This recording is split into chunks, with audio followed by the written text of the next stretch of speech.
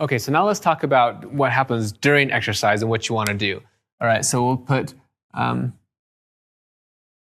during exercise, there are three things that we want to look at, all right?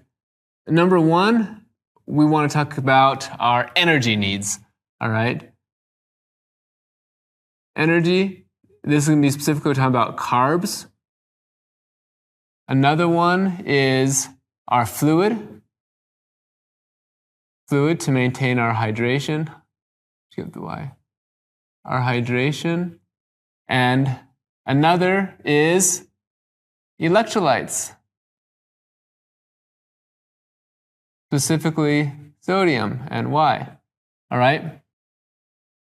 How do you know how much fluid to take and how much carbohydrates to take and why to do it and how much sodium is going to help you and so on? Let's break that down.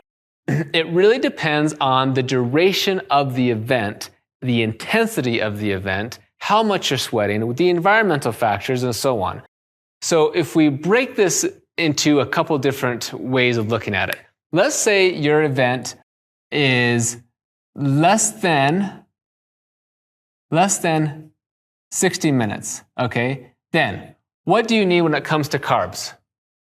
All right?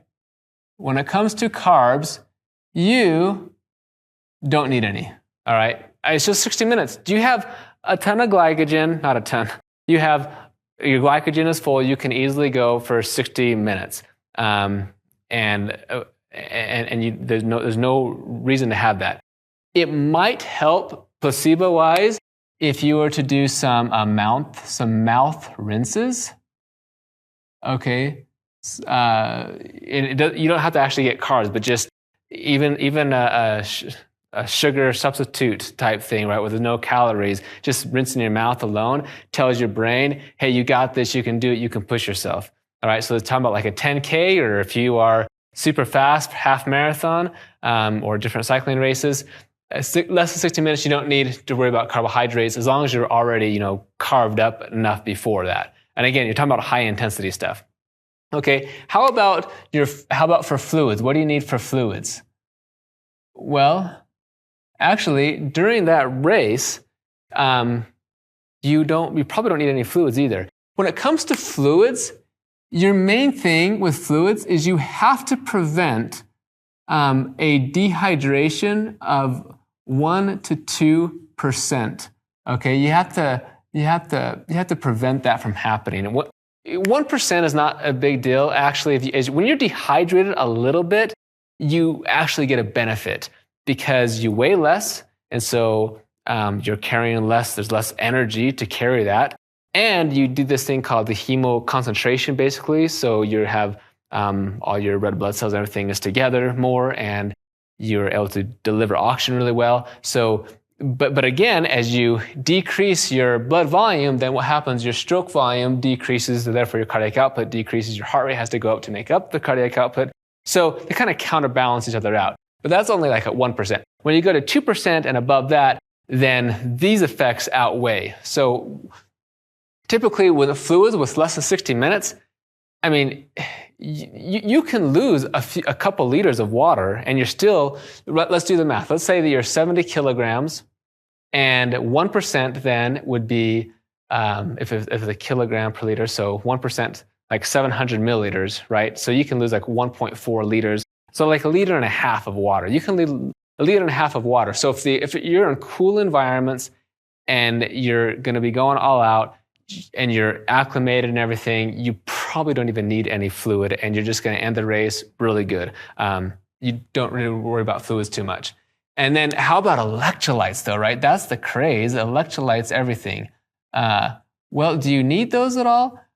Well, why would you? Let's think about it. If you're sweated, let's say you did sweat 1.5 liters of water and you're acclimated and you only sweat 0.5 milligram per liter, so it means you only lost not even a gram of sodium, and yet you're taking in several grams a day and your kidneys are working really well. Yeah, you don't need to have any sodium during this race at all. Replenishment is one thing. We're talking about during the race. So you don't need to have any of that. Fluids is only kind of questionable Again, if it's hot environment, if it's really hot outside, and you're going to be sweating really hard, then yeah, you can start looking at that. But then fluids will be the only one that really matters when it's 60 minutes. Okay, now let's do it again. Let's increase the intensity. How about you're doing more than 60 minutes? 60, 90 minutes or so, right? What do you need then? When it comes to, let's ask a quiz question. When it comes to these, what's most important in order to get the highest level of performance? Is it getting enough carbohydrates? Is it getting enough fluids to prevent dehydration? Or is it to get those electrolytes in you? What's the most important? And the answer is, during these events that last 60, 90 minutes, you need to focus primarily on carbohydrates. That's going to maximize your ability to perform. Hydration only starts to matter, again, once you get less than that 2%. But if the environment's nice and you're only losing, 1 to 2 liters, you're not going to see a major performance decrement at all, because those benefits are going to start to cancel each other out with the negative effects of dehydration. So we want to focus on carbohydrates. So this is carbs, all right? Now, when it comes to carbs, you can only like especially like for a marathon, and this is a really good point for like a marathon training or marathon racing, is you only have around like 2,000 calories or 500 grams or so of glycogen that you're storing, like with the liver. You have your muscles and everything, but that's why when you hit that mile 20 or so, you sort of hit the wall. You're largely running out of glycogen in different muscles. And by supplying exogenous glucose, exogenous carbohydrates, then you can delay or spare that glycogen so you don't hit the wall, ideally at all, or at least as early, and you're able to continue through that. Again, this is talking about your high intensity, pushing yourself high intensity, right? 80%, 90% your VO2 max during that entire race. Not just going out for a little stroll and you're having a conversation, because you're doing primarily beta oxidation, fatty acid metabolism, and you don't need to use a lot of carbohydrates. You're not, because you're not actually that high intensity, right? We're talking about your elite level performers and what you need to do. You want to make sure you get enough carbohydrates in there. Well, we have a problem though. How do we get those carbohydrates in us fast enough? Because we are oxidizing them very quickly. And it's limited by a couple of things. The carbohydrate intake is going to be limited by our gastric emptying rate, okay, or the gastric emptying rate, as well as our intestinal absorption. We have to absorb those carbohydrates as well. So when it comes to this area, we have to start looking at osmolarity. Now we're back to osmolarity again. And if we remember that our osmolarity of our cells and our body is around 285, 295 milliosmoles, all right, and per kilogram. And so we have things that are hypotonic, hypertonic, and isotonic, or osmotic. And if we focus on looking at gastric emptying first, okay, so gastric emptying, if I make a graph right here, and here we want to look at our gastric emptying, so gastric emptying rate, and here will be our time. We want to have a fast gastric emptying rate, and typically it's going to look, right, a higher volume of water, a volume is going to kind of go, and it slows down like this, all right? There's actually a lot of graphs we could draw. This is kind of an interesting point, but you end up absorbing this in around 40, 60 minutes or so, and different solutions have different rates of gastric emptying. So if you have like an isotonic or isoosmotic solution, so you're going to drink something that has carbohydrates, electrolytes, and it's isoosmotic, then its gastric emptying rate is going to be kind of like, it's going to just take a lot longer, right?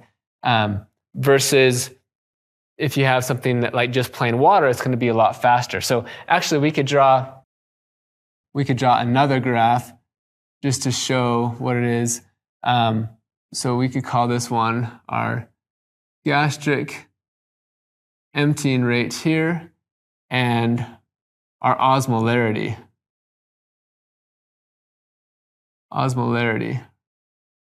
Okay, here. Now, as the osmolarity increases over here, our gastric emptying is going to decrease. So we could actually draw it pretty linear, actually. So something like water, so this is like 0 milliosmoles versus 300 milliosmoles. Okay, so water is going to have the fastest gastric emptying rate, and then as we start to increase putting electrolytes and specifically carbohydrates, that gastric emptying rate starts to decrease. And so we want to have the optimal amount. And for that gastric emptying rate, we can absorb for the gastric emptying rate, we can do about 0.8 to 1.2 liters per hour. So we'll just say 1 liter per hour of fluid is how much we can empty with our stomach. Okay, assuming the right osmolarity and everything. Okay, so that's one hurdle, is the gastric emptying rate. The other one is the intestinal absorption. And water is pretty much going to be absorbed pretty quickly, but we want to get that faster. But our primary goal is actually to get the carbohydrates in there. So we have another thing, is our oxidation rate or absorption rate. Our oxidation rate of the glucose in our muscles is much higher than the absorption rate of the glucose in our intestines. So we want to add a little bit more things about this, okay? We have transporters in our intestines that will take the glucose that we're drinking and put it into our blood. And we have the main one is our so we have our glucose transporters. So first glucose. We're going to actually hit a max absorption of about 60 grams per hour, and that's about as most that you can absorb. And it does so because you have your transporter, this SGLT1 transporter. So this SGLT1 is it can only uptake about 60 grams. Just want to make sure you can read that. 60 grams of glucose per hour. So 60 grams per hour. And then it becomes saturated. All right, this is SGLT, is sodium glucose transporter 1, and that's the main one in the intestines, the apical membrane. And this is important because it uses sodium. So we want to absorb as much glucose as possible. So we would actually want to have some sodium in our beverage. So we come down here to electrolytes, and we will add some sodium right here. Now, it doesn't take a lot of sodium in order to fully activate this. So as long as if we like to do a concentration of sodium, let's say around 0.5 grams per liter or so, then that'll be enough to make sure this is optimal, this transporter. And the other neat thing about this is this transporter, you're doing 3 things, okay? You're getting glucose absorption, you're getting sodium absorption, and when it does it, you're also bringing in water. So this is because water is absorbed through the intestines through 2 different ways. You have the paracellular, okay, here, and you have the transcellular. And by using the SGLT1, we're able to, basically the solvent drag is able to, water hitches a ride, and you can absorb more water faster into the body as well, and then you get the glucose in there and you can start oxidizing it. But this saturates at 60 grams per hour. So another thing that you can do then is you can add a little bit of fructose. Then the fructose will be able to go through a different transporter called GLUT5, okay? And this one saturates around 30, even potentially up to 45 grams per hour. So you got to train in order to absorb the carbohydrates this fast. So you can do it. You can elite athletes like with the Ironman and different things are actually absorbing. They're really training their gut so they can absorb a lot more. But let's use 30 here. You can combine 60 and 30, and it gives you 90, and they get 90 grams of carbohydrates in your beverage. Okay, because see what happens again. You saturate this one, all right? So this is the GLUT1. There's also a GLUT2 that is used a little bit. It can actually recruit GLUT1, can recruit GLUT2 a little bit. But the main thing, that's on the apical side, but then both of these are absorbed in the intestines, and then they go out through the GLUT2 transporter into the blood. Okay. This is a cool way, though, to get as much carbohydrates in as we can, because as I mentioned, when it comes to high intensity, okay, I just want to put this here, under high intensity specifically, then this becomes the limiting factors here is carbohydrate oxidation. And so this is why we want to combine glucose with fructose, and we get about 90 grams of carbohydrates. Now you have like a 4 to 6% carbohydrate solution, and that keeps the osmolarity low. Now here's the other clever thing, is we can take your glucose molecules, and so here's all your glucose molecules, right? So here, like 1, 2, 3, 4, here's 5 glucose molecules, and each one of these is an active osmolyte. So that's 1 osmol, 2, that's 5 osmols. But I could connect these together, okay? If I connected all these together, these dextrose or glucose molecules to make some sort of a polysaccharide, now this whole thing becomes just 1 osmolyte, just 1 osmol. So there's certain ways to formulate the beverages, and different companies do a better job than others, and they'll basically use different forms of polysaccharides to put all these glucose molecules together, and so that you're able to deliver a high amount of total glucose and yet a low osmolarity, because if you have a lower osmolarity, you have a faster gastric emptying. And as soon as that empties into the intestines, then you have your enzymes, your brush border enzymes, the sucrases and other carbohydrate enzymes can quickly split those bonds, and you're able to get your glucose, your fructose, or whatever carbohydrates it is, and they're quickly absorbed. Like I said, 60 grams per hour for the SGLT1, and then fructose, you're going through different transporter, about 30, 45 grams per hour. So this is kind of the secret of doing that. Now we have your carbohydrates in you, and you want to get as much as you can, because it's like, all this, if it's together, you want to, so 60 grams per hour, that means you could do 60 grams per liter, and that means you'd want to drink about 1 liter of your beverage in an hour. And that's perfect, because your gastric emptying rate is already about 1 liter per hour. Okay, so let's put that together again. It just works out that everything is pretty similar to each other. You put in 60 grams of glucose, you put in 30 grams of fructose. You can do the glucose and polysaccharides different ways to lower the osmolarity, and you put it all in there, and now you can drink about 1 liter of that per hour. You get as much carbohydrates as you can, and you have the fastest gastric emptying rate, and you're able to oxidize or absorb the glucose and carbohydrates so that you can then oxidize that and give you fuel and spare your glycogen later on, right? Now, when you do that, you want to consider, so if we're saying drinking about 1 liter an hour, the best way to do that is you want to drink around 200, maybe even 250 milliliters per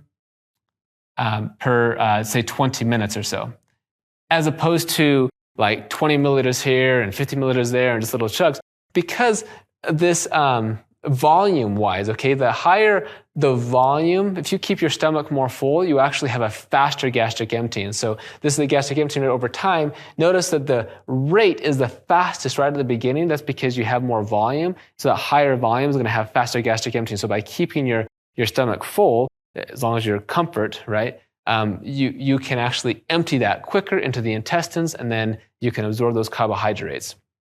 And absorb the carbohydrates and continue with that. So that's why doing 200, 250 milliliters every 20 minutes is a good approach.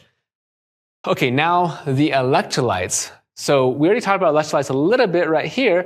The important part here was just so that we could optimize the SGLT1 transporter, because this takes sodium, it requires sodium. So if you have no sodium in the carbohydrate beverage, then you aren't going to optimize this transporter. Your body has to provide the sodium, and you're already sweating out sodium, and this is going to be it's faster.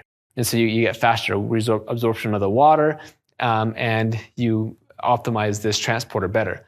But this half a gram per liter is just so you can optimize this. But what about the fact that you're exercising really hard and you're sweating?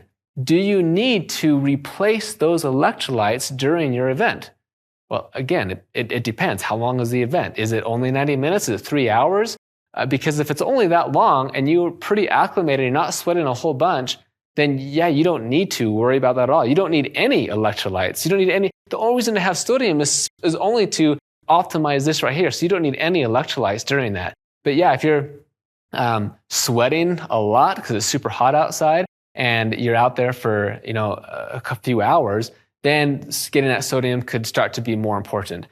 The sodium starts to be most important, and I'll just draw, I guess that's not really part of the 3, that's more of the electrolytes. When you're starting to talk about events that are lasting like over 4 hours, for example, in this case, this starts to change. Well, 4 hours, well then, yeah, carbohydrates, energy, that's important. But in that case, you're probably talking about a whole bunch of different types of foods as well, even types of fats. Carbohydrates are going to be the biggest one. Depends on the event. What is the intensity level that you're exercising, right? What is if you're doing an Ironman, what does that real intensity look like? Again, the elite guys, yeah, it's carbohydrates, and this whole thing is going into play. For these long events, your fluid, your hydration, you better be drinking water, because especially if you are a sweater, because now you run the risk of dehydration. You do not want to get this less than 2%, because you will start impaired performance. I mean, you can be more hydrated. You get 5%, that's not good. You're impaired performance. But once you start going more than 5%, now you start running into some health risks as well. Start getting closer to 10%. Now it's like a real concern for medical risk. So you want to be very careful with doing that. And that can happen with these long events, is becoming dehydrated. Now, obviously that makes sense. You can become dehydrated. But what's a bigger concern of dehydration is actually overhydration with these types of events. And this is also why sodium becomes important. With these longer events, yes, you are losing sodium, because maybe you're sweating 1 gram, maybe even more per liter, and it's hot outside. And so you can easily, after 4 hours, you could easily have sweated out 4 or 5 grams of sodium. And what if you're drinking water, right? Your water is hypotonic. So your water might only have a half a gram, or your beverage or whatever you're drinking might only have a half a gram to maybe a gram per liter of salt in there. Drinking fluid that has more than 1 gram of sodium becomes challenging because it's so salty, it's so strong. And so when you're going for longer than 4 hours, even if you're trying to drink, say, if you drink 1 liter per hour, each of that with 1 gram of sodium per liter, that's only 4 grams, but you may have sweated out 6 grams, and you could have sweat out more than that. In fact, if you consider our sweat rate, we can only sweat, or we can sweat up to 3 liters per hour, maybe even more than 3 liters per hour, right? So our sweat, okay, so we can sweat over 3 liters per hour, but yet our gastric emptying rate, look at that, our gastric emptying rate is just 1 liter per hour. And so if you're sweating your maximal, you're absolutely going to be dehydrated. There's no way you can drink enough water to prevent a dehydration, because your gastric emptying rate is only this, right? And now couple this with the fact that this water you're sweating out could have between 1 to even 2 grams of sodium. And so now you're decreasing the amount of sodium, and so your blood sodium is initially you want to think, okay, if I'm losing this much sodium, 1 or 2 grams per hour, then my blood sodium is decreasing a lot. But that's not what's happening, because your sweat is hypotonic. Your sweat is only 1 to 2 grams per sodium versus your blood is 3.3 grams of sodium per liter. So your sweat is always hypotonic. So as you sweat, your blood becomes a higher sodium concentration. It becomes hypernatremic. And that's one of the concerns with dehydration, is actually because your sodium levels can start becoming you get hypernatremia, which can be problematic. But the drive to drink water, the thirst sensation under hypernatremia is so strong that people are going to be drinking water. So that's why we don't really see medical crises often happening during these events of dehydration and hypernatremia. We see it the other way around, of delusional hyponatremia. And that's the concern with these longer events. And to spell this out for you a little bit more, you're doing this event and you're sweating, okay? You're sweating a few liters out per liter, and you can only drink, you're drinking as much as you can, but because you're sweating out more, your blood becomes hypernatremic. Because your blood's hypernatremic, you have a drive to drink water. So you start drinking more water and drinking more water. But if but as you do that, you can actually end up drinking more water than you are losing. And that's where delusional hyponatremia really comes in, because your kidneys is what regulates your hydration the most.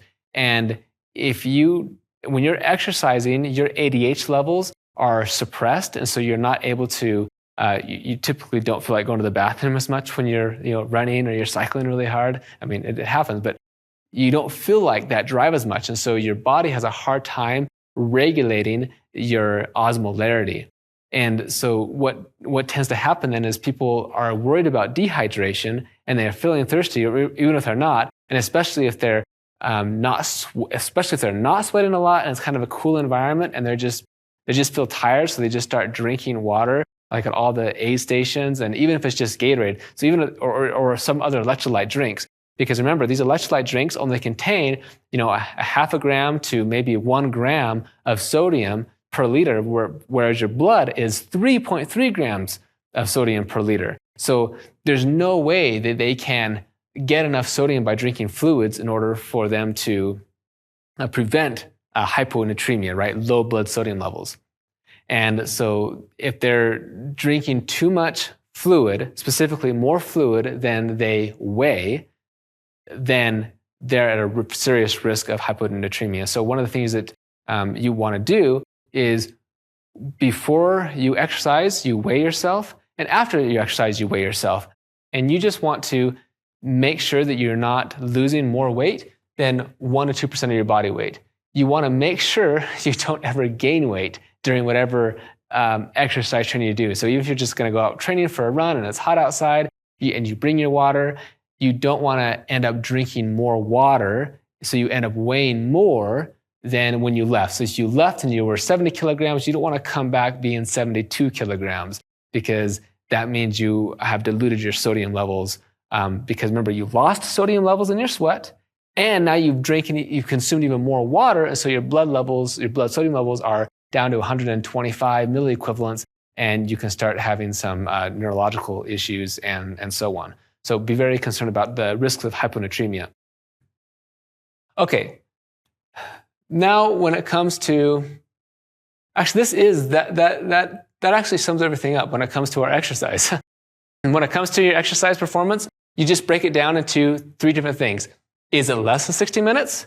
If it is, you really don't need to worry about anything. Just make sure everything is adequate beforehand. If it's longer than 60 minutes and you're going to do high intensity and it's not, you're not going to be sweating a whole bunch. I mean, you will because you're exercising hard. The first thing is focus on carbs. Make sure you have the optimal osmolarity, optimal carbohydrate intake, just enough sodium to optimize the SGLT1 transporter system. And then you're just trying to drink about 1 liter per hour so you can get as much carbs as possible. It's not so much hydration because you're going to be done in a couple hours anyways, and you're not going to lose too much. But then the issue becomes when you're going longer than, say, 4 hours, for example, then you want to make sure you're really focusing on energy. Obviously, your hydration. Don't lose more than 2% hydration. Make sure you're taking electrolytes throughout, especially with your food and everything, and make sure you don't drink more water than what you're losing in sweat. Otherwise, you can develop dilutional hyponatremia, and people have died, and they die every year from doing these types of things.